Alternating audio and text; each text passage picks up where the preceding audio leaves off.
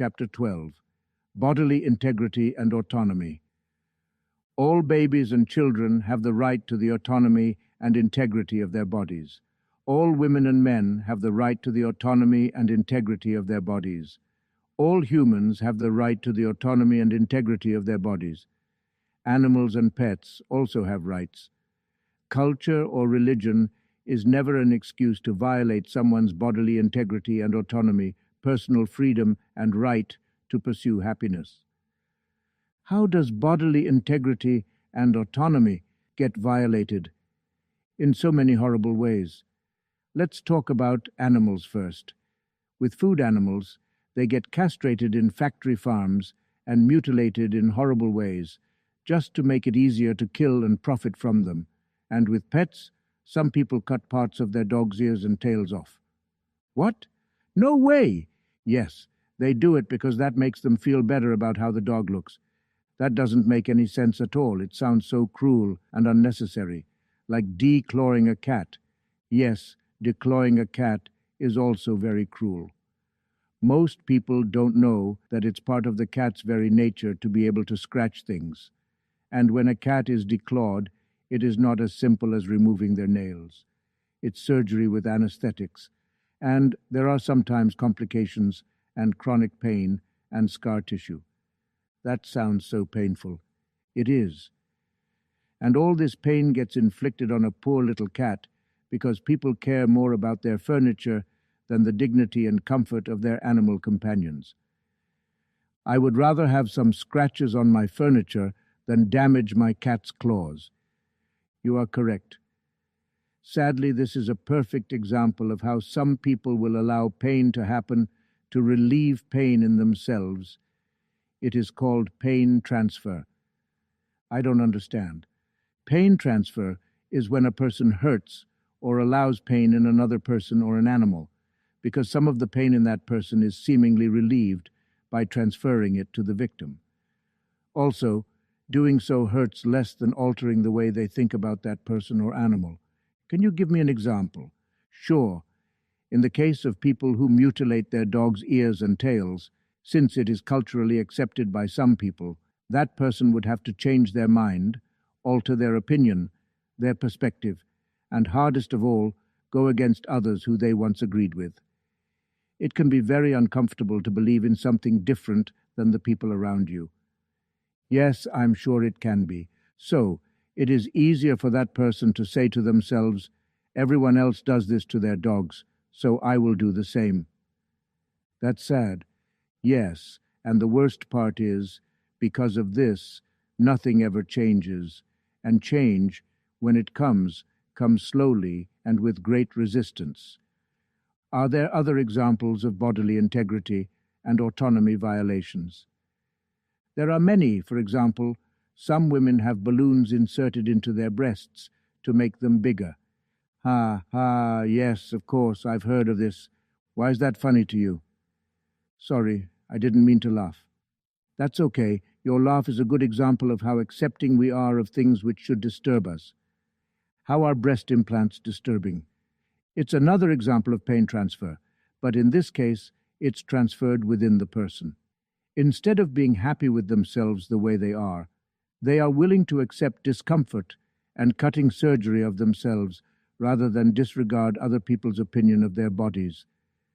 I think I like the way I look. Great, as you should.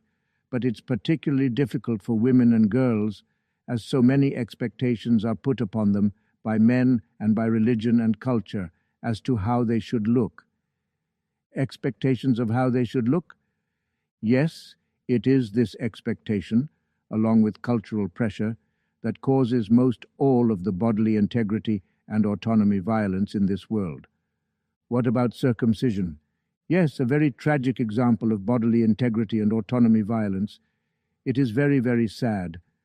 Why do people do it to their babies? As I said before, cultural or religious pressure and pain transfer. Let me ask you a question. When a baby is born, is there anything wrong with that baby? No.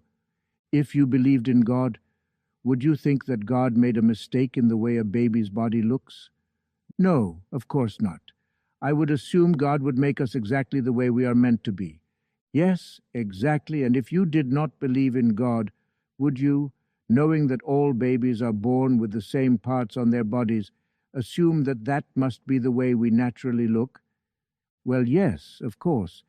It does seem strange to think about cutting and changing your baby's body instead of just loving the baby as it is.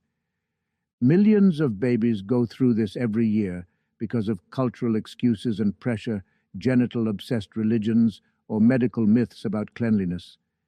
It must be so painful for the baby. Painful? It's more than that. It's sick and brutal. Sometimes children suffer or even die from painful complications. Oh no. Why don't they at least leave it up to the child themselves about whether to be circumcised when they are adults? Well, that would make more sense, as each of us has the right to control their own body. That's called bodily autonomy. At the very least, the decision should be their own. Wow, baby boys have it rough. Actually, both genders do, in various parts of the world and in various cultures. You mean it happens to little girls and women too? Yes, actually, sometimes it's called mutilation instead of circumcision. Really? Which one is worse? They both are worse. That doesn't make sense. Yes, it does. Anyway, the terms can get confusing, so no matter which terms I use in these lessons, let me be clear. In different parts of the world, bodily autonomy violations are called by different names. Sometimes they are accurate names, sometimes not. Whether some call it circumcision, or cutting, or excision, or genital mutilation, or FGM, or MGM, and whether the term for it begins with the word male or female or infant, and whether it is done to a boy or a girl, it's all the same thing. It is all genital cutting, and is all genital mutilation, and it is always wrong and cruel and harmful and needless and stupid. That's horrible. Yes, it is. Let's talk about when it happens to girls and women now. It's typically called female genital mutilation, and it's sick, brutal, and at times even deadly. What? Yes, this is an example of the expectation of men toward women and the pressure of some cultures around the world. Women in these cultures are treated more like property and not independent beings worthy of dignity and self-determination, not to mention basic happiness. What is this expectation? That women should not enjoy sex too much so they don't shame their family or cultural group. But again, this is a perfect example of pain transfer. The family would rather let the girl or woman feel pain, so they don't have to deal with the difficulty of thinking that maybe they are wrong about how women are treated. Another word for this is tradition, which is basically doing something simply because it was done before. This is all so sad. It is, but remember, things can change. You must believe they can. Yes, I believe things can change, but what can I do? Any change you make in your life, any sharing of wisdom and truth with even one other person, has a rippling effect across distance and time. No way, yes way. Did you know that when the smallest particles in nature are split up, they can still behave as if they are connected, even over vast distances? Wow, yes, wow, indeed.